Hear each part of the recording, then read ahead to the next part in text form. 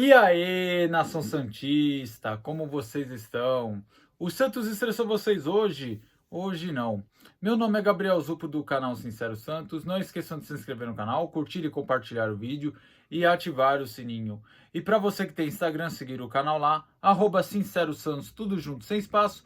Lembrando que lá eu tenho a parceria com a página Torcida Alvinegra, onde faço uma live semanal com o resumo da semana do nosso Santos. Bom, gente, o tema de hoje a reconstrução é uma parte dolorida do clube, né? Por que eu venho falar disso? Que eu vejo muitos torcedores impacientes, muitos torcedores reclamando.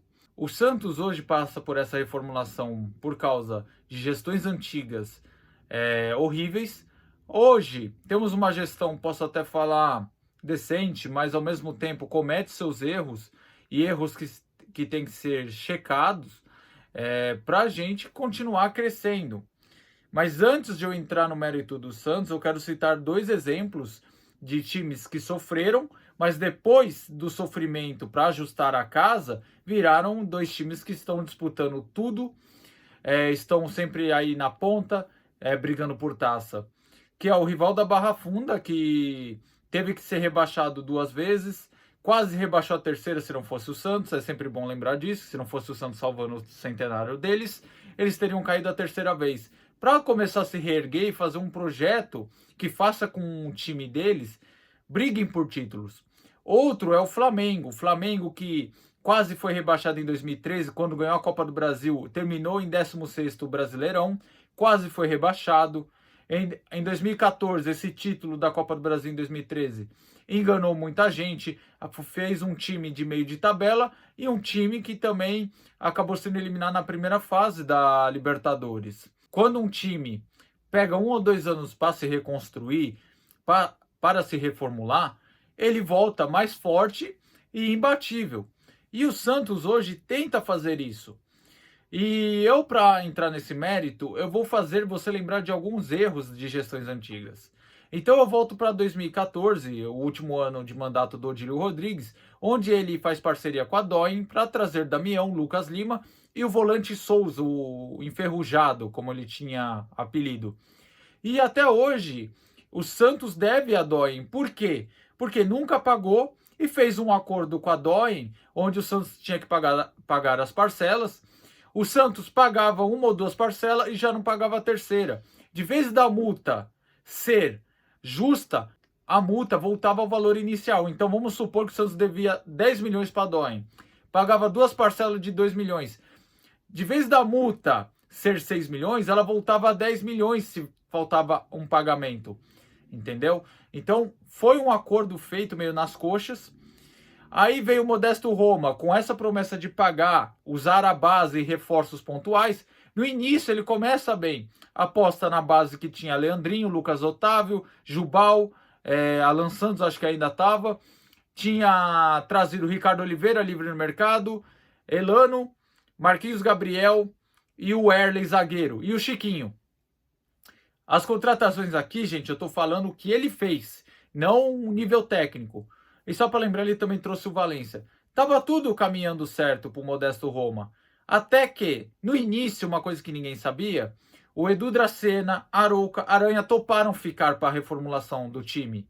Só que o Santos não quis pagar o que devia para ele. O Santos não. O Dagoberto Santos e o Modesto forçaram a saída deles, eles acabaram indo para o rival, uma atitude que eu achei errado deles, porque assim, você sair para um rival eu achei sacanagem, mas achei certo deles saírem, porque o Santos, na época, se negava a pagar o que devia para eles e o Dagoberto Santos disse para eles procurarem a justiça na época.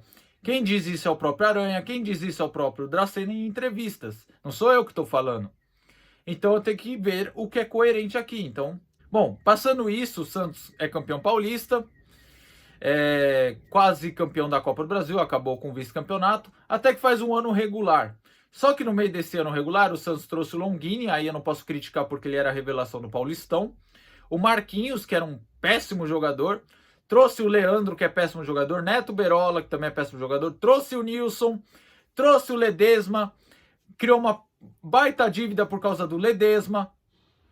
Aí viramos para 2016, o Santos acaba tirando do time todos esses encostos, né? Tipo Neto Berola, Leandro, o Nilson, e perde só o Giovânio de peça-chave. Mantém o time, perde o Gabigol no meio do ano para a Inter de Milão. Lembrando que o Santos negocia ainda essa dívida do Gabigol com o Barcelona, que tinha comprado a prioridade dele anos atrás.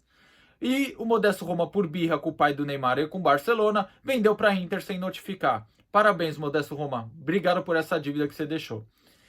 E contratação, ele trouxe o Luiz Felipe, que aquele ano foi bem, o Jean Mota, que era um bom reserva, Ronaldo Mendes, que não ficou muito tempo, mas era um bom jogador. Ele trouxe o Rodrigão, que era o artilheiro do Brasil, aí eu não posso reclamar, que todo mundo pediu. Só que nesse meio ele trouxe o Vecchio. O Vecchio, que tinha suas técnicas duvidosas, mas ele estava livre no mercado. O Santos pagou de comissão para o empresário do Vecchio 5,5 milhões. Olha outra dívida aí. Parabéns, pagamos 5,5 milhões no Vecchio, que não era um jogadoraço, e também um jogador que estava livre no mercado. Parabéns, Modesto. Obrigado. 2017, o Modesto muda meio que o discurso e começa a trazer jogador a rodo. Ele trouxe Kleber Reis, bichado, 2 milhões e meio de euros. Sem garantias bancárias para pagar o Hamburgo, a porcentagem de multa era alta. Por isso que quase perdemos 6 pontos por punição da FIFA, quase fomos rebaixados, quase fomos punidos a ponto de ser banidos da Libertadores. Fomos apenas banidos com a proibição de contratação e a multa a 30 milhões. Parabéns, Modesto, obrigado. Contratou Leandro Donizete recebendo 300 mil por mês, um jogador que já estava velho. Trouxe o Bruno Henrique, aí eu não posso reclamar que trouxe um jogador bom, só que não pagou o Wolfsburg, quase tomamos transfer ban nesse caso também. Trouxe Kaique, o centroavante. Então, o Santos começou a contratar alguns jogadores mais de peso, e alguns nem tanto, mas pagando caro. Parecia que estava tudo resolvido na Vila, não é? Bom, 2017 ele acaba perdendo o Ricardo Oliveira, porque diz que não quer renovar com ele.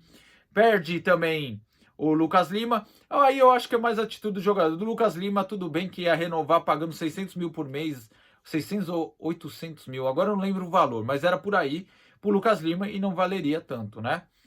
Mas aí tudo bem. Aí assume o Pérez. 2018, o Pérez vem com o mesmo discurso, reforços pontuais e base.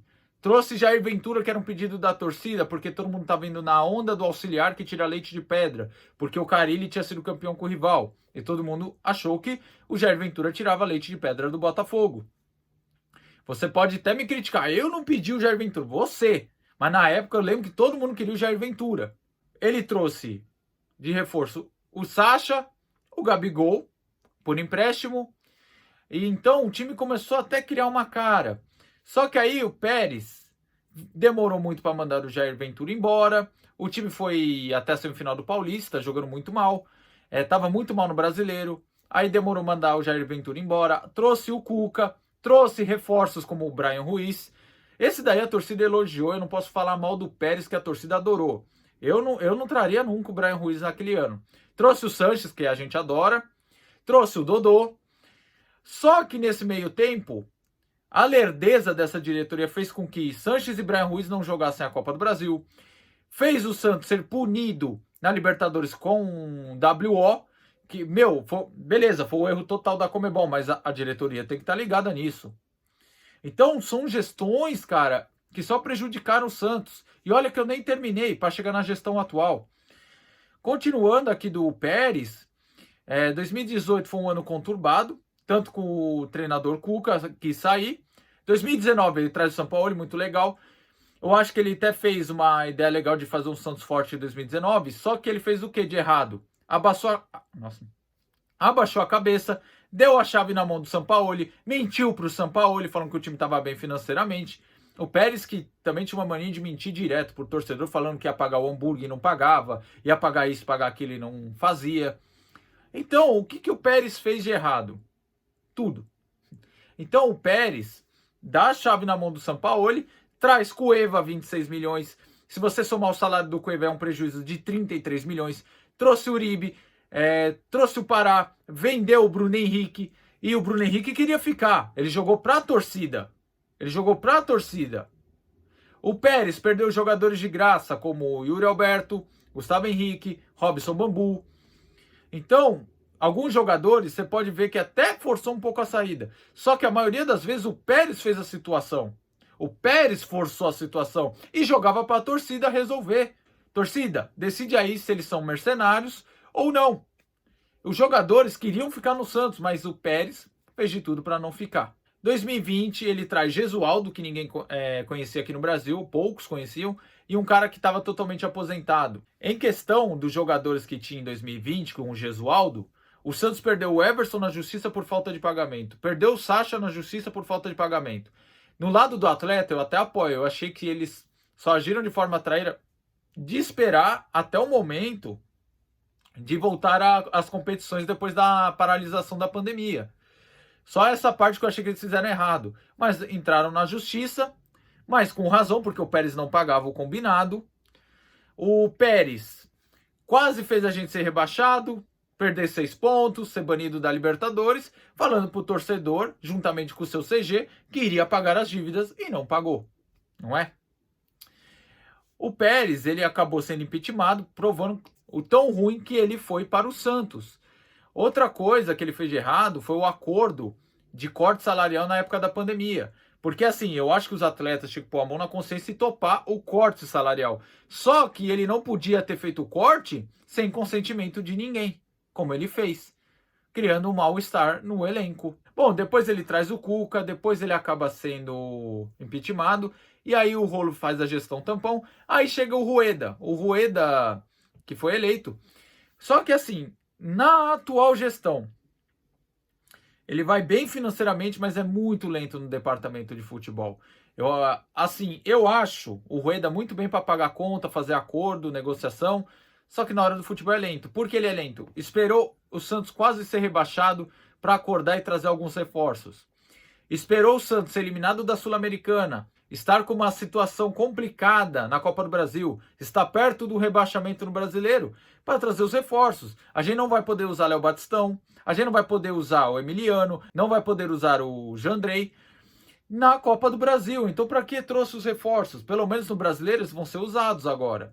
Vão ajudar e muito. Na Copa do Brasil a gente só vai poder usar o Tardelli e o Augusto. O Augusto que ninguém sabe, né? Agora, tem alguns casos que eu acho que ele tem que ter um pouco mais de transparência. Acho legal o sigilo nas contratações, que nem essas contratações da base. Alguém sabe os valores? De verdade, porque o Santos está reformulando a base, porque o Pérez fez o favor de deixar um cara que era dono de padaria. Nada contra um dono de padaria, mas eu acho que é cada um na sua. Está reformulando a base, contratando. O Luiz Henrique, o Lacava eu elogiei, porque precisa de algumas joias assim na base para lapidar e a gente usar e lucrar no futuro. Só que foi muitas contratações.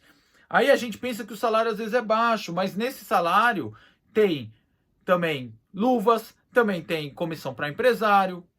Então a gente tem que ver o que está fazendo, porque trouxe em excesso alguns jogadores para o Sub-23 e Sub-20. Às vezes, se a gente deixar de trazer uns 4 ou 5 jogadores para a base, podia trazer alguém de nome aí, que poderia fortalecer o time principal. Que no momento, que é assim, o Pérez não escutava o CG, não escutava ninguém e fazia a decisão dele. O Rueda foi contra a decisão do Luan Pérez, mas o CG aprovou por viabilizar um acordo com a Donha. Ele votou contra. Então, tipo, se ele é contra, cara, o voto dele tem que valer bem mais. Ele é o presidente. Outra coisa que eu acho que ele tomou a decisão errada foi vender o Pituca a preço de banana e segurar o Giamota, que era praticamente o mesmo valor.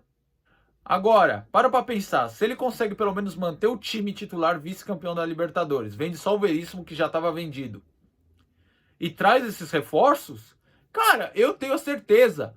Eu tenho muita certeza que o Santos estaria aí na ponta do Brasileiro, estaria ainda na Sul-Americana ou na Libertadores, não teria sido eliminado e estaria muito bem na Copa do Brasil, tá bom? Bom, gente, tá aí o vídeo, fiz uma reflexão. Então, se hoje você aguenta Giamota no time, se hoje você aguenta jogadores apáticos, se você aguenta um treinador que você não gosta, jogadores limitados, é por causa dessas gestões antigas.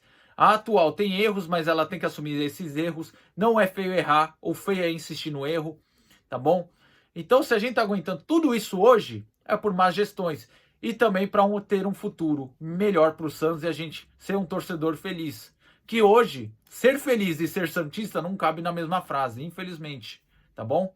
Bom, gente, O vídeo é esse aí, tomara que tenham gostado. Desculpa se eu esqueci algum detalhe, porque são muitas coisas e eu não quis fazer um vídeo muito longo. Tamo junto, até a próxima e sempre Santos.